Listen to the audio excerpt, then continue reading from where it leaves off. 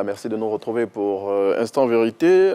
Durant la dernière décennie, la Côte d'Ivoire s'est dotée d'un ensemble de lois sur la promotion des droits de l'homme et particulièrement ceux des femmes.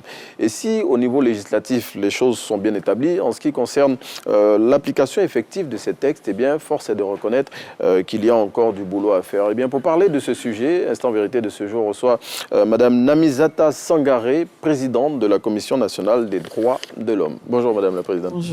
Merci d'avoir répondu à notre invitation. Dites-nous, le Conseil national des droits de l'homme a la possibilité de s'auto-saisir lorsqu'il y a des cas de violation des droits, mais pourtant, ce n'est pas toujours qu'on vous entend. Pourquoi?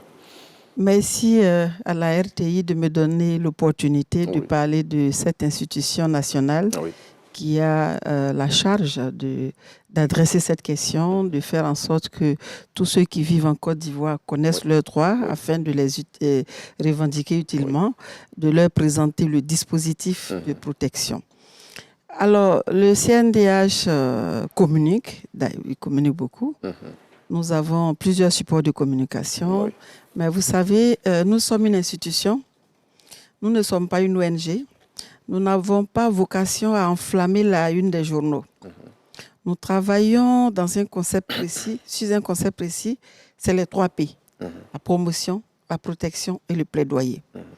Et donc, nous faisons des communiqués de presse, des déclarations. Nous en avons fait récemment. Oui, concernant les opérations de déguerpissement. Voilà, nous avons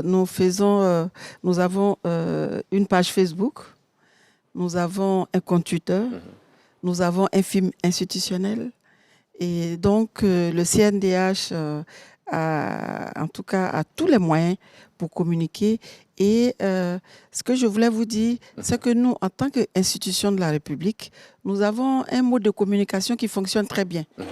C'est des notes techniques pour appeler l'attention des autorités sur des faits de société graves. Par exemple. Mais justement, en parlant de faits de société, vous avez différents canaux de communication, ça on l'a bien noté, même si on ne vous entend pas toujours, vous l'avez dit, vous l'avez reconnu à demi-mot. Mais justement, la loi numéro 2019-870 du 14 octobre 2019 impose désormais aux partis politiques un quota de 30% de femmes sur les listes des candidats aux élections législatives et locales. Bon, aucun parti politique ne respecte cette loi. Mais là encore, on n'entend pas le CNDH. C'est dommage, et quand vous dites que vous n'entendez pas le CNDH, c'est que vous ne suivez pas, peut-être vous n'avez pas suivi à un moment donné l'actualité. Bon, dites-nous alors. Sinon, le CNDH a été la seule structure, le 2 février 2021, a fait un communiqué de presse pour expliquer qu'aucun parti politique n'a respecté dans la composition des listes pour les législatives. Qu'est-ce qui a changé depuis ? Puisque vous avez fait une sortie là-dessus. On a fait une sortie dessus et vous avez vu que pour les municipales, les choses ont changé. Dans la composition des listes pour les régionales et les municipales, tous les partis et groupements politiques ont respecté le quota de 30% et même dans la composition des conseils municipaux, des conseils régionaux, les 30% ont été aussi respectés. Bon, si on veut aller plus largement, si on prend le gouvernement ivoirien, les 30% ne sont pas respectés. La loi est claire. Le quota, c'est pour la représentation des femmes dans les assemblées élues. Et quand on parle d'assemblée élue, je parle de l'Assemblée nationale, vous avez raison. Le quota de 30% n'a pas été respecté en 2021, mais le CNDH n'est pas resté muet. Mais pour les municipales régionales, les élections régionales, municipales, les 30% ont été bel et bien respectés. Et aujourd'hui, même au Sénat, vous avez aujourd'hui 30%. Oui, justement, le Sénat est dirigé par une dame, voilà, Mme Kandia Camara. Voilà. Mais dites-moi, pour l'année 2022, vous avez documenté plus de 30 cas d'agressions sexuelles, y compris des tentatives de viol et des mutilations génitales aussi. En parlant de cela, comment ça se fait, Madame la Présidente, que l'excision, qui est une violation grave des droits de la femme, continue à avoir cours dans notre pays? C'est vraiment dommage que ces faits continuent de se produire malgré l'existence d'une législation qui réprime, qui interdit et qui réprime. Tout dernièrement, il y a une loi qui a été prise pour protéger toutes les survivantes qui sont victimes de ces faits. Mais vous savez, la tradition, il y a des traditions qui Wow, serait-ce un aveu d'impuissance? Voilà, Madame la Présidente. C'est très difficile. Mais cela ne veut pas dire que le Conseil national des droits de l'homme ou les organisations de défense des droits de l'homme ne font pas leur travail.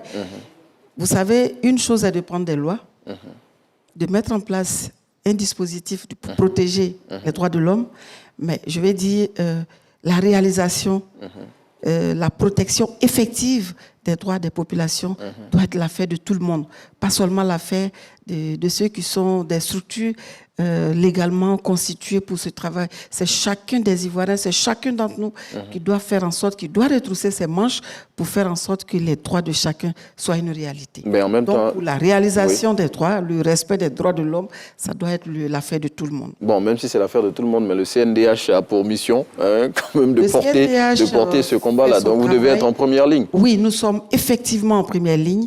Pour vous dire que nous avons dans toutes les régions de la Côte d'Ivoire, nous avons des bureaux ouverts où sont déployés des officiers aux droits de l'homme qui reçoivent à longueur de journée les populations avec leurs problèmes en lien avec les droits de l'homme. Et donc, c'est des choses qui sont en train d'être éradiquées petit à petit. Et je le dis grâce aux actions du Conseil national des droits de l'homme qui aujourd'hui a une grande représentation sur l'étendue du territoire. Et c'est tout ce qu'on souhaite, que ces droits-là soient de plus en plus protégés. Dites-nous, Madame la Présidente, la Côte d'Ivoire a ratifié de nombreux instruments internationaux qui font la promotion des droits des femmes et qui luttent contre toutes les formes de violence envers elles. Et pourtant, on continue de constater de nombreuses violations des droits des femmes, surtout en Côte d'Ivoire. Qu'est-ce qui n'a pas marché, pour parler comme les Ivoiriens? Alors, vous savez, le phénomène des violences, ce n'est pas pour dédouaner la Côte d'Ivoire, c'est un phénomène mondial. La lutte contre les violences à l'égard des femmes. Mais c'est clair que tout Ivoirien réclame moins de violence en Côte d'Ivoire. Ça continue, le travail continue. Le Conseil national des droits de l'homme est en avant-garde de cette lutte contre les violences basées sur le genre. Nous siégeons dans les 84 plateformes contre les violences basées sur le genre sur l'étendue du territoire national. Pour vous dire que le travail est fait, mais effectivement, il reste encore des poches, mais on ne peut pas éradiquer. Il y a des faits qu'on ne peut pas éradiquer à 100%, mais je vais dire aujourd'hui, en tout cas, la lutte est âpre. Et les acteurs des droits de l'homme, dont le CNDH, le ministère, les femmes juristes, tout le monde est à la tâche, en tout cas, pour éradiquer les violences basées sur le genre, les violences à l'égard des femmes. Oui, violences à l'égard des femmes. Pour en parler aussi, l'une de vos missions, c'est de promouvoir les lois relatives à la protection des droits des citoyens. Et pourtant, de nombreuses veuves, pour prendre ce cas-là, continuent d'être spoliées de leurs héritages. Pourquoi ? Nos actions ne portent-elles pas? C'est pas que nos actions ne portent pas, nos actions au contraire portent. Parce que en avril dernier, nous avons fait une activité à l'Assemblée nationale. Nous avons également invité à une séance de travail la CNPS Graeux, où les conjoints survivants, voilà. Et donc, en tout cas, le CNDH a la tâche pour que les violences à l'égard des femmes soient éradiquées complètement. Et surtout sur cette question-là aussi, que les choses s'améliorent. Ce que nous essayons de faire, c'est toutes les législations qui sont adoptées par la Côte d'Ivoire. Nous essayons de les disséminer, de les vulgariser, parce qu'on dit nul n'ignore la loi. Nous essayons en tout cas de les vulgariser, de faire comprendre aux populations que voilà ce à quoi il ou elle s'expose en cas de violation contre autrui. Donc, nous faisons notre travail. Bon, en tout cas, le CNDH est à la tâche et sur l'étendue du territoire national. Autre déni des droits qu'on constate à l'endroit des femmes aussi, c'est celui d'hériter de la terre, surtout en milieu rural. Je dis, c'est une question pertinente aussi qui, j'imagine, nécessite l'attention du CNDH, mais pourtant, ça continue. Et c'est pour cela que j'ai dit tout à l'heure, dans toutes les régions de la Côte d'Ivoire, le Conseil national des droits de l'homme a un bureau qui est ouvert. Nous avons un film institutionnel qui passe sur les chaînes de la télévision, première chaîne, pour inviter les populations. On dirait que ce film ne fait pas l'effet qu'on recherche, puisqu'on continue dans nos régions de dénier le droit d'hériter aux femmes.